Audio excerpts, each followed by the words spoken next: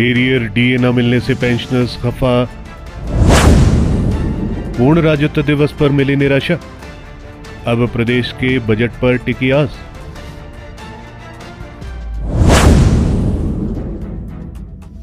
पूर्ण राज्यत्व दिवस पर कोई घोषणा न होने से कर्मचारी पेंशनर्स नाराज है। कर्मचारियों को उम्मीद थी कि कम से कम कर्मचारी पेंशनर्स को डीए की एक किस्त का ऐलान सीएम सुक्खू करेंगे। हालांकि सीएम सुक्खू ने ना ही डीए का ऐलान किया और ना ही नए वेतनमान के बकाया एरियर पर कोई घोषणा की। अब कर्मचारी पेंशनर्स की नजरें आने वाले बजट पर टिकी है। प्रदेश के पेंशनर्स अगले बजट में संशोधित वेतनमान के अनुसार पेंशन का एरियर, महंगाई भत्ता और मेडिकल बिलों के भुगतान की आस में है। पेंशनरों के संगठन में भुगतान में देरी होने पर नाराजगी चल रही है। इनकी नजरें पूर्ण राज्यत्व दिवस पर भी टिकी थी। Himachal Pradesh pensioners welfare association के अध्यक्ष आत्माराम शर्मा ने कहा है कि 2016 से 22 तक के पेंशनरों का एरियर लंबित है। उन्होंने कहा कि हिमाचल सरकार को अभी पेंशनर्स का 11% महंगाई भत्ता देने को है। हालांकि पिछली किस्तें भी दी है, उनमें से 2 किस्तों के महंगाई भत्ते का एरियर भी दिए है।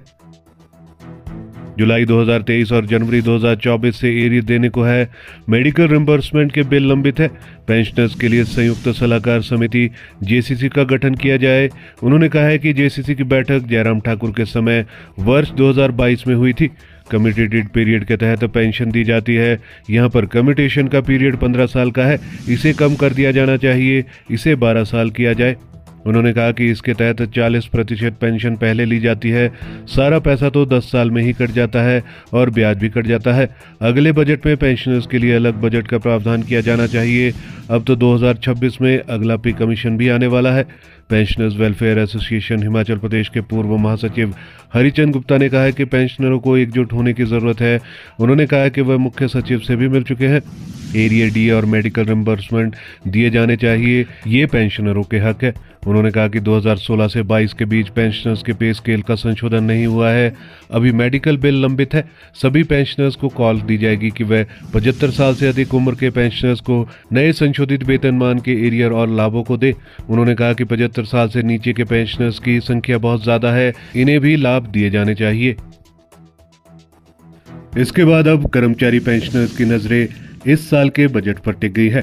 हालांकि पिछले बजट में भी सीएम सुक्खू ने ऐलान किया था कि कर्मचारी पेंशनर्स को चरणबद्ध तरीके से नए वेतनमान का एरियर दिया जाएगा। इस कड़ी में 75 साल से ऊपर के सभी पेंशनर्स को नए वेतनमान का बकाया एरियर दे दिया गया है, लेकिन अभी भी 75 साल से नीचे के पेंशनर्स और कर्मचारियों का नए वेतनमान का एरियर लंबित है। उसकी अदायगी अभी तक नहीं हो पाई है। ये देनदारी लगभग 9 से 10 हजार करोड़ के बीच बनती है।